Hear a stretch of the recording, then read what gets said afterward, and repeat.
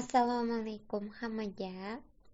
Men Sharof Rashidov nomidagi Samarqand davlat universiteti Urgut filiali pedagogika va tillarni o'qitish fakulteti boshlang'ich ta'lim yo'nalishi 4-kurs talabasi Mahmudova Mohinurman.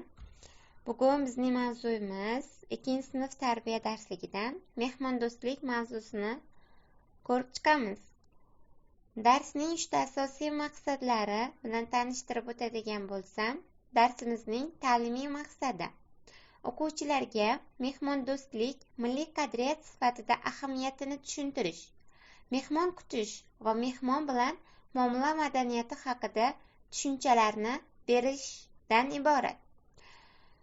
Darsimizning tarbiyaviy maqsadi o'quvchilarda mehmonni hurmat qilish, odob-axloq qoidalariga rioya qilishga odatlantirish, mehr-oqibat, insonparvarlik, oilaviy qadriyatlarga hurmatni shakllantirish. Rivojlantiruvchi maqsadi esa o'quvchilarning nutq, muloqot, guruhda ishlash, jamoaviy bo'lib ishlash, ijodiy fikrlash, mustaqil fikrlari ko'nikmalarini rivojlantirish, ularning milliy urf-odatlariga qiziqishini oshirishdan iborat. Darsimizni boshlaymiz. Tashkiliy qismga 3 daqiqa ajratdim. Salomlashib olamiz o'quvchilar bilan. Davomatni tekshirib, so'ngra o'quvchilarni darsga ruhiy tayyorlash uchun ularni kichik she'r orqali darsimizni boshlab olamiz. Mavzuyimizga mos holda to'rtta she'r tanlab oldim. Ushbu she'r orqali o'quvchilarni darsga ruhiy jihatidan tayyorlab olib, darsimizni boshlaymiz. Mehmon kelsa uyimizga hurmat bilan qarshi olamiz. Mehr va izzat ko'rsatib, shod bo'lib xursand bo'lamiz. Kirish qismi o'quvchilarga savollar berish orqali darsimizni boshlab olamiz. Bolalar, mehmon deganda ko'z oldingizga nimalar keladi? Sizning uyingizga mehmon kelsa qanday kutib olasiz? Singari savollar orqali o'quvchilarga mavzuga nisbatan o'quvchilarni moslashtirib, yaqinlashtirib olamiz. O'quvchilar fikrlari, bolalarning fikrlarini eshitganimizdan so'ng o'qituvchi tomonidan ularning fikri to'ldirib, to'laroq ma'lumotlar beriladi. Bu orqali biz o'quvchilarni faolligini oshiramiz, darsga jalb qilib olishda yaqindan yordam beradi. Asosiy qismimizga 25 daqiqa ajratdim va asosiy qismda biz matn ustida ishlash, darslikda berilgan, mavzuyimizda keltirilgan matnni o'qituvchi tomonidan tushunarli va ta'sirchan nutqda o'qib beriladi va matn o'qib beramiz va matn yuzasidan savol-javob tashkil qilib o'tkazamiz. Ikkinchisi esa bizda jamoaviy topshiriq, ya'ni o'quvchilarni 3 guruhga bo'lgan holda ularga topshiriq beramiz. O'quvchilar guruhlarga ajralib topshiriqni bajarishadi. Keyingisi interfaol mashg'ulot. Interfaol mashg'ulotda to'g'ri yoki noto'g'ri sharti bo'yicha mavzuni yanada o'zlashtirish, ya'ni mehmondo'stlik bo'yicha, uning odob-axloq qoidalari bo'yicha o'qituvchi tomonidan savollar va ma'lumotlar beriladi. O'quvchilar ularni ijobiylariga to'g'ri, salbiylariga esa noto'g'ri javobini berish orqali ushbu usulni qo'llab darsimizni yanada mustahkamlab olamiz. Biz birinchi shartimizni matn ustida ishlash deb oldik. Ushbu matn bilan tanishib chiqamiz. Bizda berilgan matn: sharlarni osmonga uchirmang. O'quvchilar, 2-sinf o'quvchimiz, xo'sh, shar deganda nimani tushunasiz? Bizga sharlar kerakmi? Ularni qachon qaysi vaziyatlarda ulardan foydalanamiz? Rahmat. O'quvchilarning javobini eshitganimizdan so'ng endi matnni o'qib beraman. Diqqat bilan quloq solamiz va so'ngra kim qay darajada eslab qolganligi va matndan kim nimani tushunganligi bo'yicha savol-javob tashkil qilamiz. Demak, matnni o'qishni boshladim. Sharlar bayramlarda asosiy bezaklardan biridir. Ular chiroyli bo'lib, havoga baland ko'tariladi. Sharlarni ko'pincha bayram oxirida osmonga uchiramiz.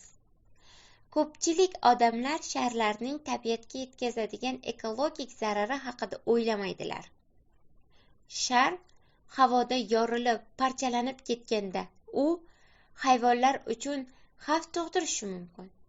Qushlar va hayvonlar bilmasdan uni ovqatga qo'shib yeb yuboradi va nobud bo'ladi. Ishlatilgan sharlarni chiqindi idishiga tashlash kerak. Sharlarning o'rniga qog'oz va boshqa materiallardan tayyorlangan ekologik toza bezaklardan foydalangan ma'qul. Matn bilan tanishib chiqdik aziz o'quvchilar. Xo'sh, matnimiz nima haqida ekan? Biz ko'rib chiqqanimizdek, matnimiz har bir bayramda o'ziga xos bezak vazifasini bajaruvchi sharlar, turli xil rangdagi sharlar haqida ekan. Xo'sh, bizga sharlar kerak ekanmi? Sharlar ekologiyaga zarari katta ekan. Kim sizlarga savol beraman,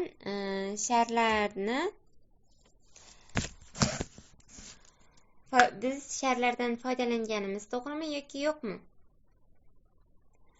Sharlarning o'rniga deyapti oxirida qog'oz va boshqa materiallardan tayyorlangan ekologik toza bezaklardan foydalanish ma'qul deya keltirilgan. Xo'sh, siz bunga qanday qaraysiz?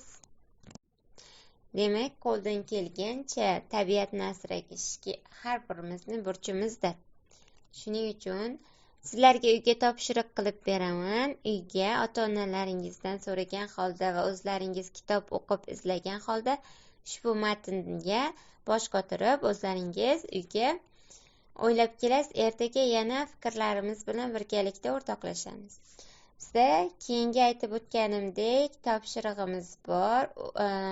Bunda guruh jamoa bo'lib ishlaymiz. O'quvchilar 3 guruhga bo'linib olamiz. Mavzuyimiz mehmondo'stlik mavzusi bo'lganligi uchun biz mehmonga borganimizda dasturxon atrofida o'zimizni qanday tutishimizni, qanday qoidalarga rioya qilishimizni bilib olishimiz kerak aziz o'quvchilar. Shuning uchun ham dasturxon odobi deb nomlangan kichkinagina topshiriqni jamoaviy bo'lib ishlaymiz. Buning sharti shundan iboratki, birinchi qatorda berilganlarni keyingi qatorda o'zi o'sha fikrni davom etgan juftini topib belgilash talab etiladi. Qaysi guruhdan kim to'g'ri va tezlikda birinchi bajarsa, o'sha guruh g'olib hisoblanadi. Sizlarga bitta plus yordam tarafini aytadigan bo'lsam, ushbu topshiriqda ranglarni bir-biriga to'g'ri moslashtirib olsak, ranglar asosida o'sha fikrni davomi keltirilganligini ko'rib chiqishimiz mumkin. Masalan, birinchisini o'rgataman va shu asosda keyingilarni o'zlaringiz bajarasizlar. Dasturxon atrofida o'tirganda haddan ziyod engashib olmang. Xuddi shunday, birinchi qatorda berilganligini keyingi qatorga moslashtirib qo'yib chiqib, o'sha fikrni to'liq va to'g'ri izohlashimiz bizdan talab etiladi. 3 guruhga ajralib, guruhimizni, jamoamizni shakllantirib oldik. Bizning keyingi topshirig'imiz esa rasm asosida ishlaymiz o'quvchilar. Ushbu rasmga diqqatingizni qaratishingizni so'rayman. Bu rasm orqali biz ushbu rasmdan foydalangan holda mehmondo'stlik mavzusida 2 yoki 3 gap tuzish kerak bo'ladi. Yokida mehmon haqida, mehmondo'stlik haqida maqollar aytsangiz ham bo'ladi. O'quvchilarning javobini eshitamiz va ularning fikrini to'ldiramiz. Qo'shimcha topshiriq sifatida uyda yanada ko'proq o'rganib kelish, gap tuzish, maqol izlab topish, yodlash singari topshiriqlarni beramiz. Darsimizni oxirida xulosa qilib, ushbu mavzu yuzasidan o'z xulosamizni o'quvchilarga bayon qilamiz. O'quvchilar bilan birgalikda fikr va mulohazalar almashgan holda xulosalar chiqaramiz. Xo'sh, mehmonlarni kutib olish odobi, mehmondo'stlik haqida maslahatlar. Mehmonlarni ostonada tabassum bilan kutib oling. Ikkinchidan, kiyimlarini yechishga yordam bering.